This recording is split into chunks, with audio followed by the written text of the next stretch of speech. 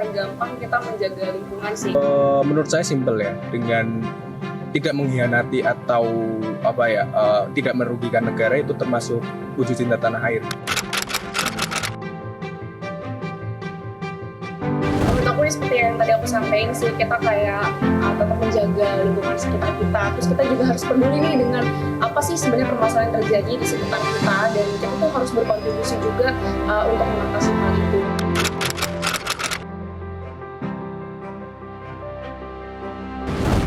Dengan tidak melanggar peraturan yang ada itu sudah termasuk kontribusi kepada tanah air.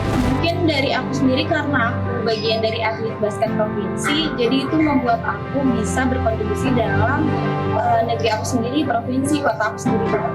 Kita yang sebagai orang Indonesia tetap harus cinta seninya Indonesia juga. Aku juga masih ikut dalam pelestarian budaya kayak menari gitu-gitu, dan juga produk lokal Indonesia sekarang udah banyak yang bagus, jadi cinta tanah air juga bisa dengan membeli produk-produk Indonesia. Baik, itulah tadi beberapa komentar dari anak-anak muda bagaimana kemudian apa definisi mereka mengenai cinta tanah air dan bagaimana mewujudkannya.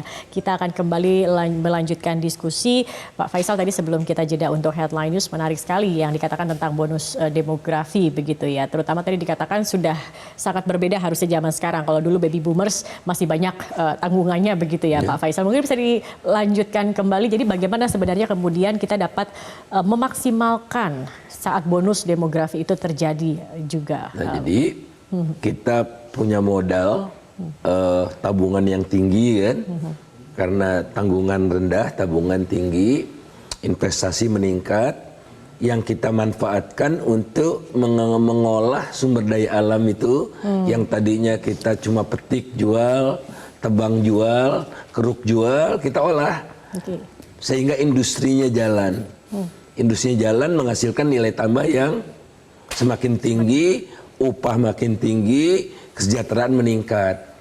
Nah sayangnya kita sudah 78 tahun merdeka nih hampir ya, hampir 78 tahun merdeka, transformasi itu tidak terjadi secara smooth gitu. Jadi yang kalau negara-negara di ASEAN itu lebih dari 60% ekspornya itu industri, produk industri. Kalau kita 60% ekspornya masih yang ekstraktif tadi, tebang jual, keruk jual, bentar lagi sedot jual nih, pasir laut. Nah itu kan udah perlu pakai otak gitu, iya kan? Modalnya tenaga dan dekat dengan kekuasaan.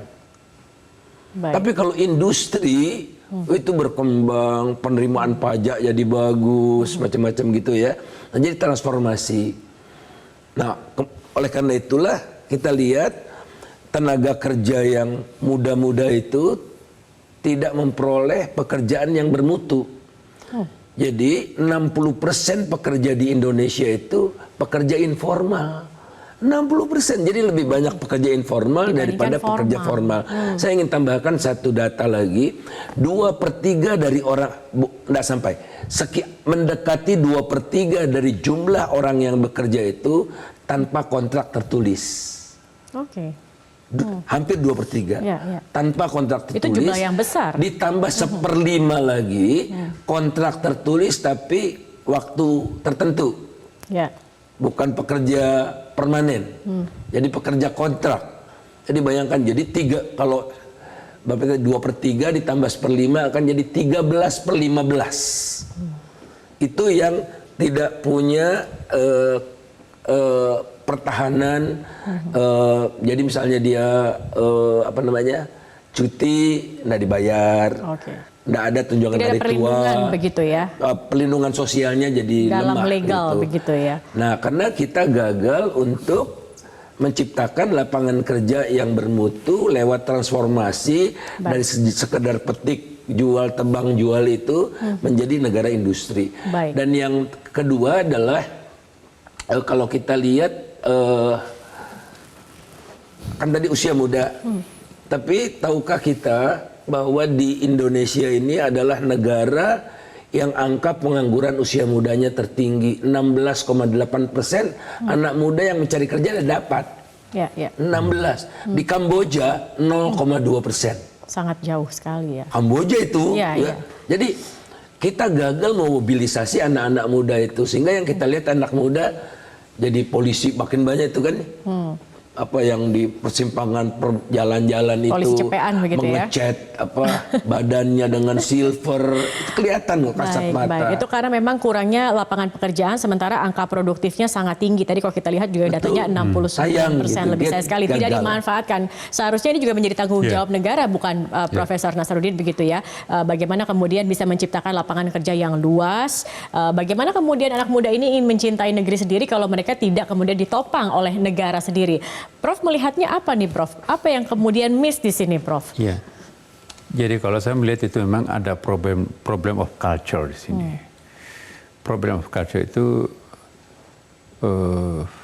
kita menjadi miskin itu karena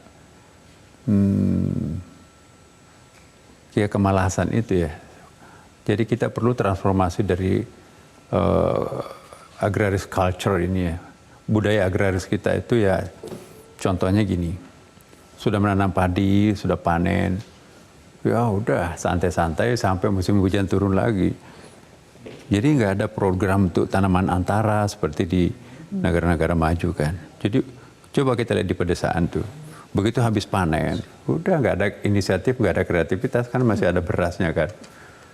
Dan itu dampaknya juga ke anak-anaknya kan di perguruan tinggi kita lihat. Saya sama Bang Faisal kan pengajar nih. Itu budaya agraris itu juga melebar sampai ke kampus.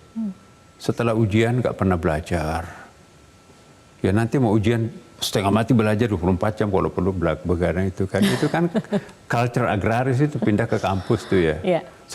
Setelah panen ya santai-santai aja sampai begitu hujan turun kalau perlu banting tulang sampai malam tuh mencangkul itu. Begitu hampir ujian baru setengah mati belajar ya. Tapi setelah ujian itu santai. Nah jadi pengangguran anak muda ini, generasi muda ini saya kira bukan saja disebabkan karena sulitnya mendapatkan pekerjaan, tapi kita lihat juga problem culture kita kan. Anak-anak agraris itu bukan satu dosa. Kalau anak mudanya itu, remajanya itu masih tidur sampai jam 10 pagi, tapi sejak subuh bapaknya mencangkul di sawah, saya anak petani ini. Dan itu bukan satu dosa. Nah, saya kira ini perlu kita hijrah ini dari culture seperti ini ke culture yang lebih produktif nih. Nah, saya kira ini satu hal. Jadi faktor culture, kemiskinan budaya kita ini juga perlu diberikan strategi. Nah, saya tadi menyebut budaya. Ini juga kita belum punya strategi budaya seperti apa yang kita harus lakukan dalam rangka mengantisipasi masa depan. Kita lihat ya di Jepang, ya di Korea, apalagi di Skandinavia di sana kan ya. Itu kalau kita lihat bagaimana anak-anak muda mereka itu sudah terprogram betul. Ya, bahkan anak mudanya juga penuh kesadaran ya, bahwa aku nanti kalau sudah tamat SMP semacam high school itu saya harus apa gitu ya. Kita enggak. Sampai S2 pun juga masih dibayarkan SPP-nya oleh bapaknya. Bahkan sudah kawin pun juga masih numpan di rumah orang tuanya.